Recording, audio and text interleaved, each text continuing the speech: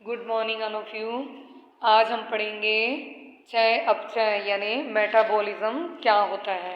Metabolism के बारे में हम पढ़ेंगे कि मेटाबॉलिज्म से हमारे शरीर में कौन सी क्रियाएं निरंतर चलती रहती हैं। जैसे कि इसके बारे में थोड़ा सा इंट्रोडक्शन है।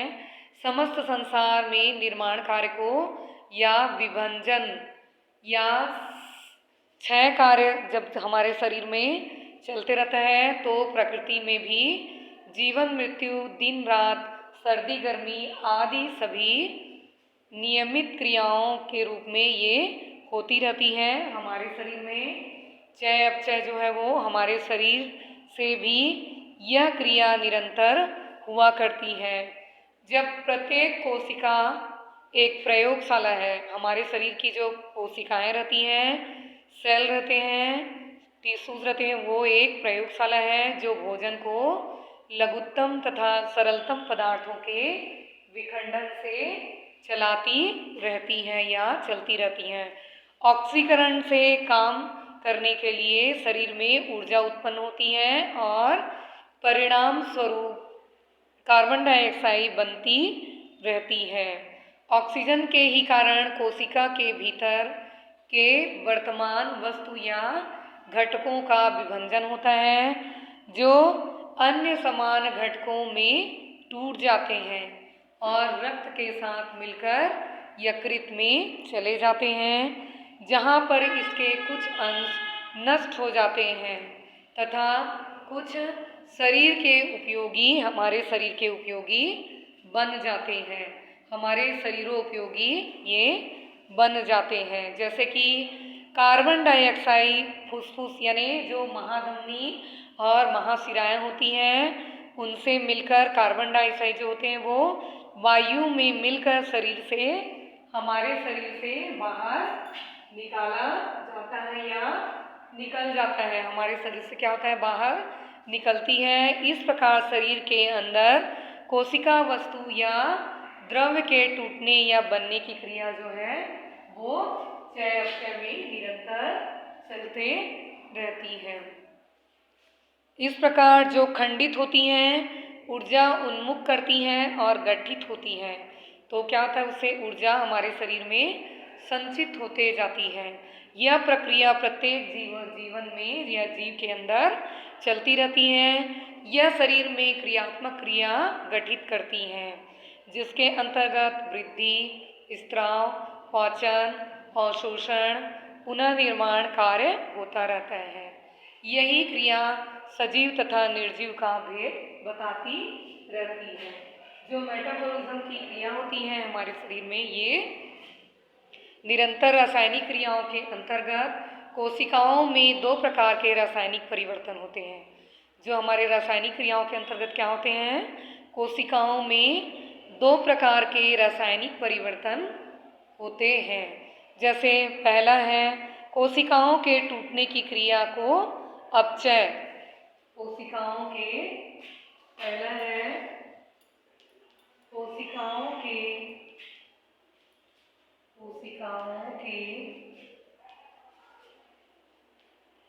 टूटने की क्रिया का अपचय। कोशिकाओं की टूटने की क्रिया का अपचय। तथा सेकंड है कोशिका वस्तु के बनने या निर्माण विधि को कम या उपचय कहते हैं। कोशिका वस्तु के सेकंड है कोशिका वस्तु के बनने या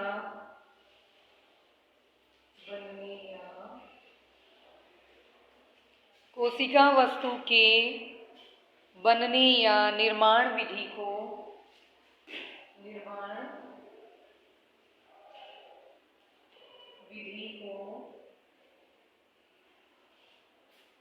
विधि का उपचय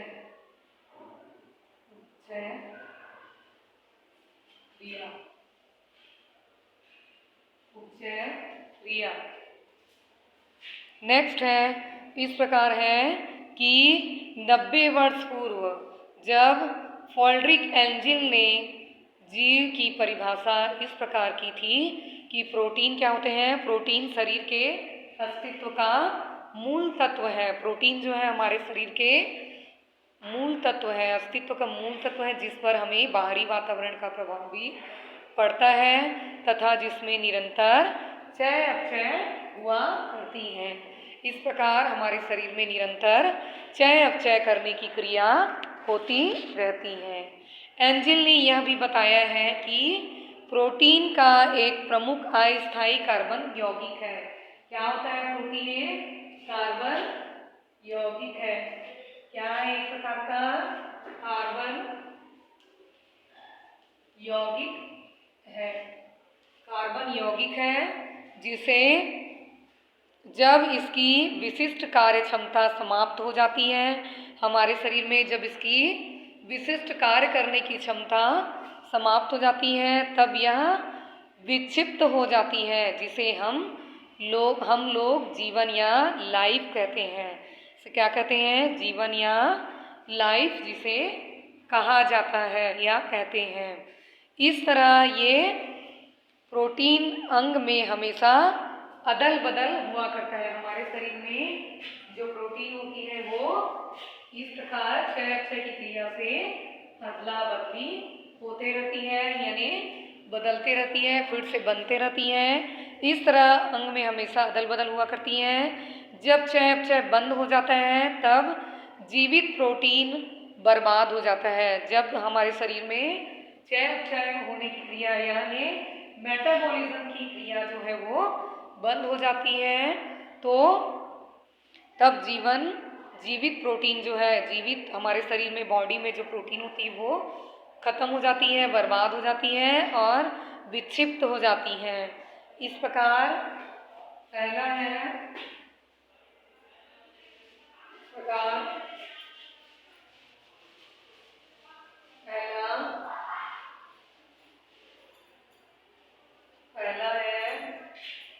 अपचय की क्रिया।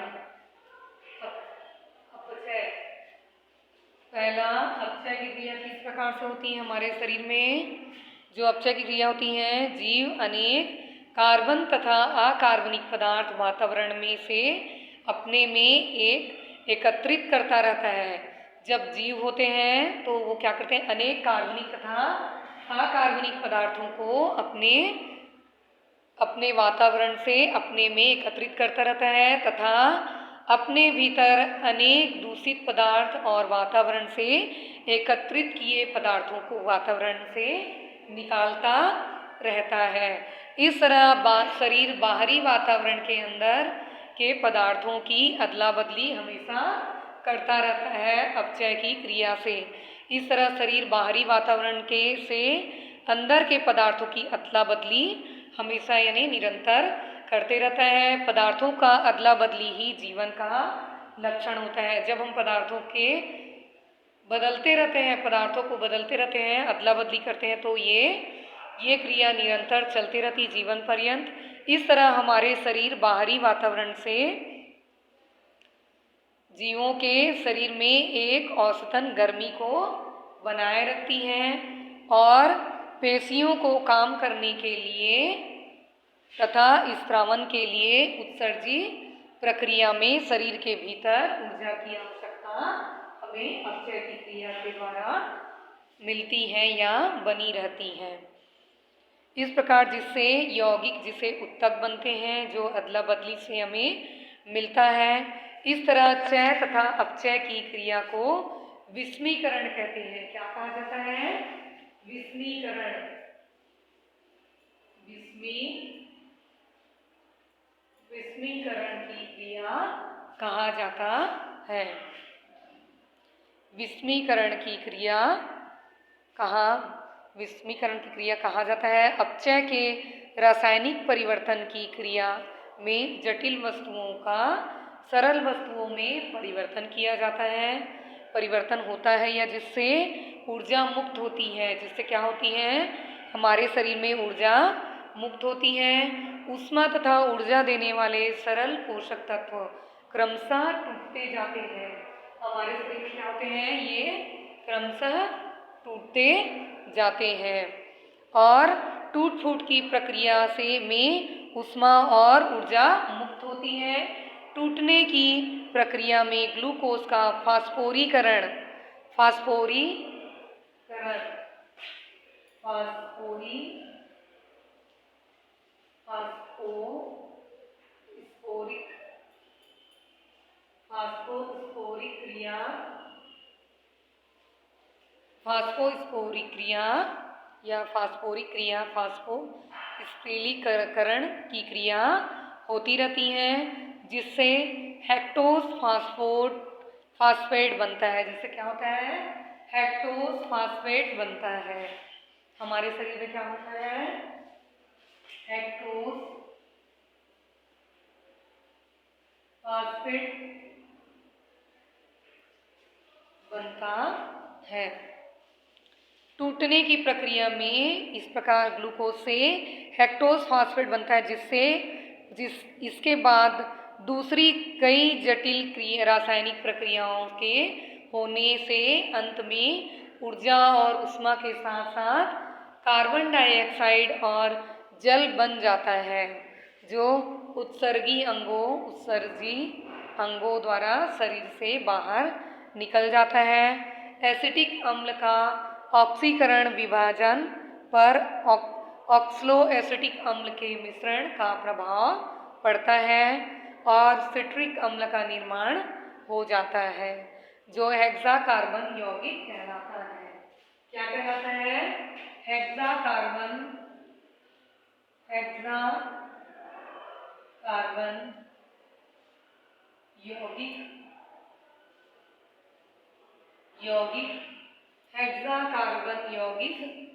हेक्साकार्बन यौगिक कहलाता है। अपचय की क्रिया शरीर में तीव्र होने का भार कम होने लगता है। उपवास या किसी रोग की अवस्था में यह क्रिया तीव्र गति से, अपचय की क्रिया जो है वो तीव्र गति से हमारे शरीर में होती है और इससे शरीर कमजोर हो जाता है। सेकंड है, नेक्स्ट पॉइंट है उपचय। उपचय की क्रिया क्या होती है,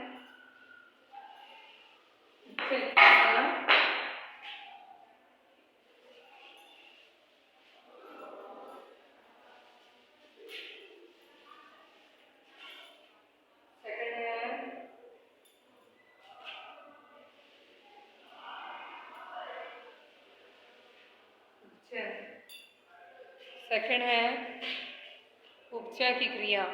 उपचय को रासायनिक परिवर्तन की क्रिया में ऊष्मा तथा ऊर्जा देने वाले पोषक तत्व टूटते फूटते रहते हैं। साथ ही साथ कुछ जटिल यौगिक रासायनिकों का भी निर्माण होता रहता है। रसायनों का भी हमारे शरीर में निर्माण होता रहता है। उपचय की क्रिया जब होती है तो साथ ही साथ यौगिक रसायनों का भी निर्माण होता रहता है। इस विधि से टूटी फूटी कोशिकाओं की पुनः मरम्मत होती है तथा नवीन कोशिकाओं का निर्माण होता रहता है। चय अपचय के ऐसे कार्य को उपचय या स्वांगीकरण कहते हैं। क्या कहते हैं, चय अपचय की इस क्रिया को, ऐसे कार्य को उपचय तथा स्वांगीकरण कहते हैं। जो आहार हम ग्रहण करते हैं उस पर पाचक रसों की क्रिया निरंतर होती रहती है या मिलती रहती है, चलती रहती है और यह अपने घटकों में विभाजित हो जाता है। प्रोटीन अमीनो अम्ल में कार्बोहाइड्रेट ग्लूकोज में वसा तथा वसैयिक अम्ल में परिवर्तित हो जाता है। अमीनो अम्ल तथा ग्लूकोज का अवशोषण रक्त वाहिकाओं में होता है और इस तरह से सीधे रक्त में मिश्रित हो जाते हैं। रक्त के मिलने से पूर्व ग्लूकोज तथा वसा अम्ल पुनः वसा बन जाता है। क्या बन जाता है, पुनः क्या बन जाता है, वसा बन जाता है। रक्त में मिलकर ऑक्सीकरण और अमीनो अम्ल ग्लूकोज वसा संपूर्ण शरीर में बिछी हुई सूक्ष्म कोशिकाओं में वितरित होते रहते हैं, वितरित होते रहते हैं। कोशिका की दीवारें अत्यंत पतली होते जाती हैं। इसी कोशिका द्रव से कोशिकाओं का पोषण होता है। उपचय की क्रिया में यह कोशिकाओं का उपचय होता रहता है। कोशिकाओं के बाहर के ऊतकों में भरने लगती है और कोशिकाओं के बीच के स्थान को अवकाश या कोशिका अंतर अवकाश कहते हैं। उस स्थान पर भरी हुई प्लाविका को ऊतक या प्लाविका को ऊतक द्रव्य कहते हैं। इस प्रकार ये दोनों चय अपचय की क्रिया में, मेटाबॉलिज्म में उपचय और अपचय की क्रिया निरंतर चलती रहती है। यहीं पर ये टॉपिक हमारा समाप्त होता है। नेक्स्ट क्लास में इसके आगे का पढ़ेंगे। ऊर्जा रूपांतरण तथा कार्बोहाइड्रेट से रूपांतरण, कार्बोहाइड्रेट का चय अपचय किस प्रकार होता है। Thank you.